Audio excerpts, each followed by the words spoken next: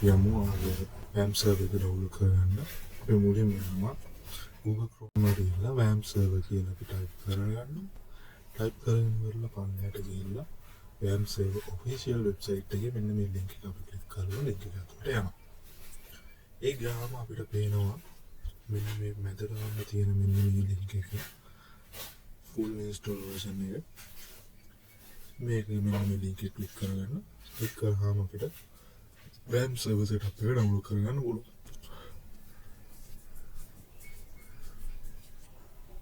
I then download වුණා WAMP server setup එක. WAMP server setup එක install කරගන්න කලින් Visual C++ files ටික install කරගන්න ඕනේ. මම description එකේ link එක දාලා තියෙනවා. ඔක්කොම download කරගන්න. මේ තියෙන්නේ Google Drive folder file එක.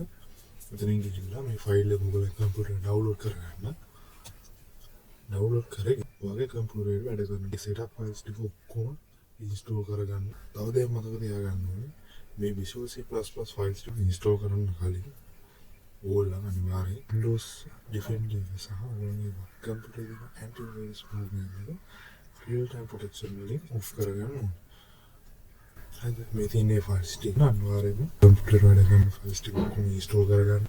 නැත්නම් WAMP server install කරනකොට error එකක් එනවා. ටික install කරගත්ත පස්සේ අපි download කරගත්ත WAMP server setup එක open කරගමු. අපි මෙතනදී okay දෙනවා. okay දීලා agreement වලට accept දීලා next click කරලා ඉස්සරහට යනවා. මෙතනින් අපිට පුළුවන් folder installation path එක වෙනස් කරගන්න. ඊට පස්සේ WAMP setup file එක computer එකට install කරනවා. මෙතනදී අපි ගන්නවා Google Chrome එකද නැත්නම් Microsoft Windows Edge එකද default web browser එකේ තියෙන භාවිත කරන්න ඕනේ කියලා අපි no දීලා ඉස්සරහට යන්න පුළුවන්. දැන් setup file එක install වෙලා ඉවරයි. next දීලා ඉස්සරහට යන්න. දැන් finish දෙමු. දැන් සම්පූර්ණයෙන්ම WAMP server setup file එක අපේ computer එකට install වෙලා තියෙන්නේ කිසිම error එකක් නැතුව. හරිද? දැන් අපි යමු WAMP server setup file එක open කරගමු. අපි බලමු කොහොමද WAMP server එකට access කරන්න කියලා. WAMP server එක මේ විදිහට අපි open කරගන්නවා. loading screen එක මේ තියෙන්නේ. දැන් පේනවා ready කියලා. දැන් service එක start වෙලා තියෙන්නේ. දැන් මෙන්න මෙතන right යට icon Windows වල icons මෙන්න තන මෙන්න මෙතන W වකුරක් පේනවා කොළ පාට. ඊට පස්සේ යනවා Chrome එකේ localhost කියලා type කරලා අපිට පුළුවන් WAMP server එකට access කරන්න. අපිට database එකට access කරන්න ඕනේ කියලා. අපි හැමදේම මෙතනින් කරගන්න පුළුවන්. හරි දැන් බලමු අපි user projects වලට අපි හදන projects මොනවාද testing කරන්න අවශ්‍ය කරන project හදාගන්න කොහොමද කියලා අපි දැන් බලමු. ඒකට යට කලින් වගේ icon වලට ගිහිල්ලා WAMP settings වලට ගිහිල්ලා WAMP settings වලින් මොනවද මේ රතු පාට risky කියලා මෙන්න warning එකක් එක්ක දීලා තියෙනවා පොඩි option එක.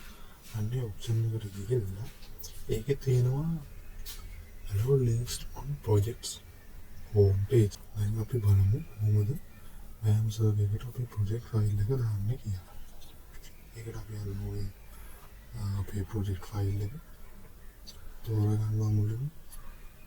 අපි HTML හෝ PHP database query එක හදපු file ඒ මුල් folder එකම අපි මොකද කරන්නේ copy කරගන්නවා මේ WAMP server setup file එකේ folder path එකට. ඒක this PC එකේ ඉන්න C එකේ වෙන WAMP 64 කියන folder එක open කරගන්න.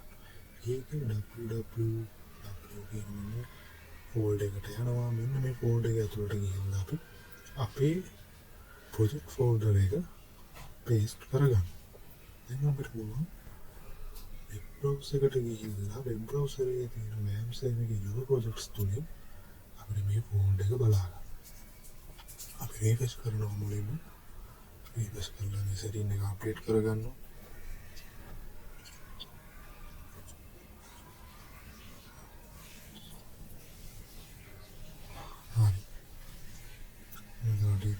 දැන් පේනවා මේ projects එකේ මේ project file එක මෙතන display වෙලා පේනවා. මේ project file එක open කරගන්නවා. open කරගත්තාම පේනවා අපේ HTML document එක form එකක් තියෙනවා. form එකේ data ටික fill කරාට පස්සේ මොකද පුට්ටන ඩේටට ඩේටබේස් එක සෙන්ටර්